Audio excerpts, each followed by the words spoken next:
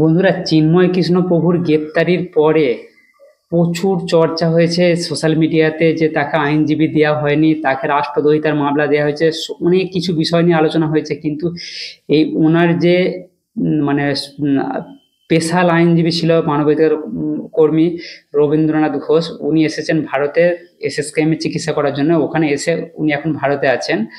তো উনি আমাদের দেশের নেতা মন্ত্রীর সঙ্গে যোগাযোগ করে প্রধানমন্ত্রীর কাছে পৌঁছাবার চেষ্টা করছেন। সোশ্যাল মিডিয়ার মাধ্যমে সেটা কাল জানা গেছে। তো উনি মিডিয়ার সামনে কি বলতে চেয়েছেন, কাদের সঙ্গে দেখা করতে চেয়েছেন, চলুন দেখা যাক, সে ভিডিওটা দেখে নিচ্ছি, পরে বিশ্লেষণে আসছি।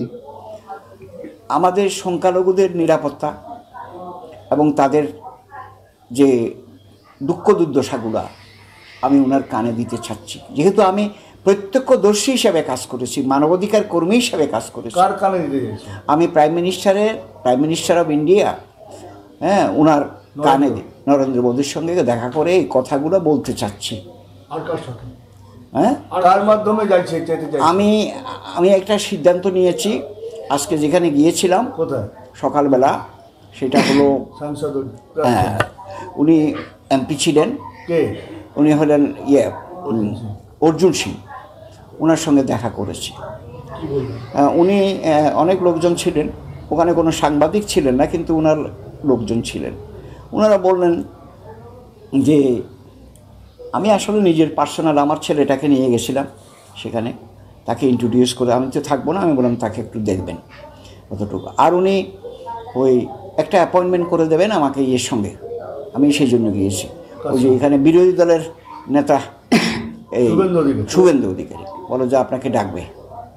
তা আমি ঠিক আছে আমি যাব। কবে ডাকবে সেটা বলে নাই, আমাকে ডাকবে।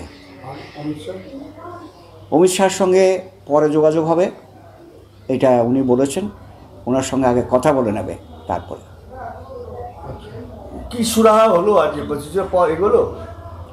আমরা শুধু মানুষের সঙ্গে দেখাই করছি, কিন্তু দুঃখ হলো আমাদের সমাধান কেউ দিতে পারছে না।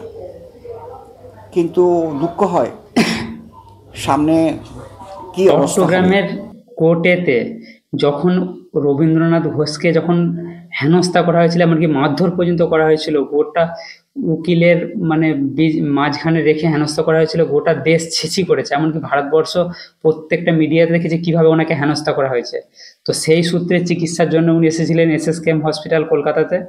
তো ওখান থেকে শুরু করে উনি এক এক করে নেতা মন্ত্রীর হাত ধরে কিভাবে প্রধানমন্ত্রী অমিত শাহর কাছে, কেন্দ্রীয় স্বরাষ্ট্রমন্ত্রীর কাছে পৌঁছাবার চেষ্টা করছেন, সেটাই তিনি আজকে বিশ্লেষণ করেছেন। এবং উনি দেশে ফিরবেন শীঘ্রই। তবে যাওয়ার আগে উনি প্রধানমন্ত্রীর সঙ্গে দেখা করে সমস্ত বিশ্লেষণ ব্যবস্থার কিসের জন্য জামিন দিচ্ছে না, কি চাইছে সরকার, সমস্ত কিছু খুঁটিনাটি প্রধানমন্ত্রীর কাছে তুলে দিয়ে তবে যাবেন।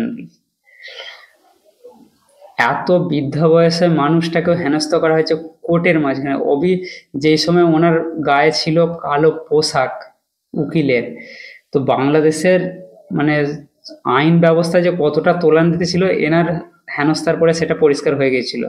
মোহাম্মদ ইউনূস এখন শুধুমাত্র কিভাবে মিথ্যা কথা বলে বলে মিডিয়ার সামনে হিরো সেজে বসে আছে, আসলে দেশ কঙ্কাল হয়ে গেছে।